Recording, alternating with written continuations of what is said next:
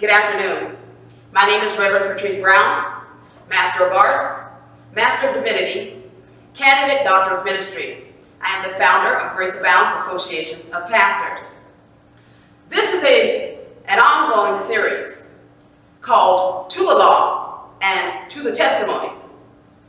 To the Law and To the Testimony examines how God's laws should be applied to today's events. The specific event that we are going to examine today and examine how God's laws would be implemented is the event of the Migrant Caravan. I'm going to begin reading from Isaiah chapter 8, verses 19 through 20. And when they say to you, seek those who are mediums and wizards, who whisper and mutter, should not a people seek their God? Should they seek the dead on behalf of the living? To the law and to the testimony. If they do not speak according to this word, it is because there is no light in them.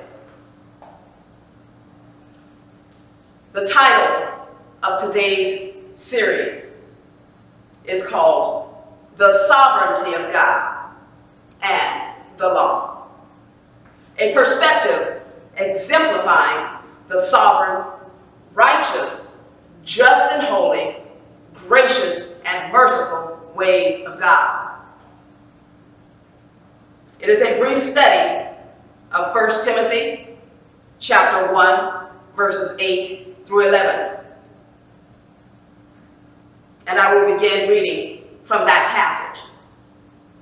But we know that the law is good if one uses it lawfully, knowing this, that the law is not made for a righteous person, but for the lawless and insubordinate, for the ungodly and for sinners, for the unholy and profane, for murderers of fathers and murderers of mothers, for manslayers, for fornicators, for sodomites, for kidnappers, for liars, for perjurers, and if there is any other thing that is contrary to sound doctrine, according to the glorious gospel of the blessed God, which was committed to my trust. That was 1 Timothy chapter 1, verses 8 through 11. In 1 Timothy chapter 1, verses 8 through 11, that passage suggests that the law is designed to judge sin and unrighteousness. The law, which was conceived by God, is not intended to be used to reject or to exclude the poor.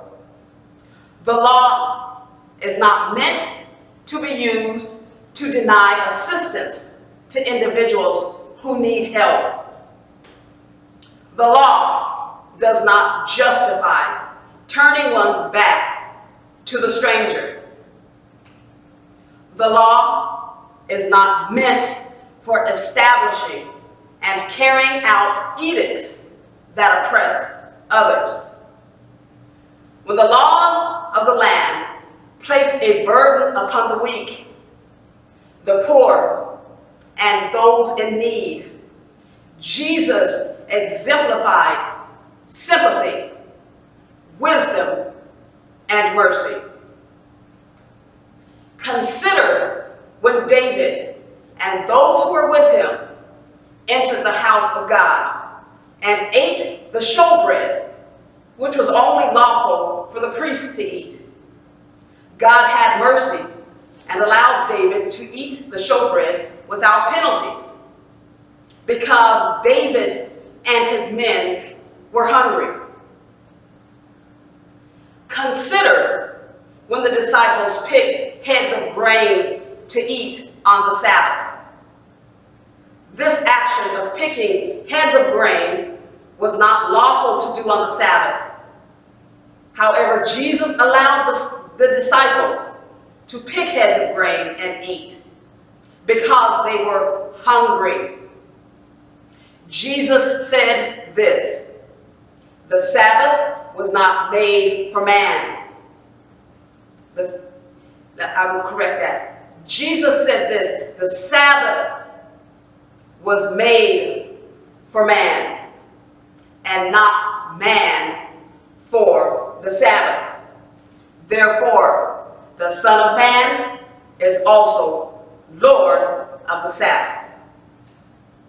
Matthew 12, verses 3 through 8, and Matthew 12, verses 1 through 2, demonstrate that Jesus tempered wisdom and mercy with the law.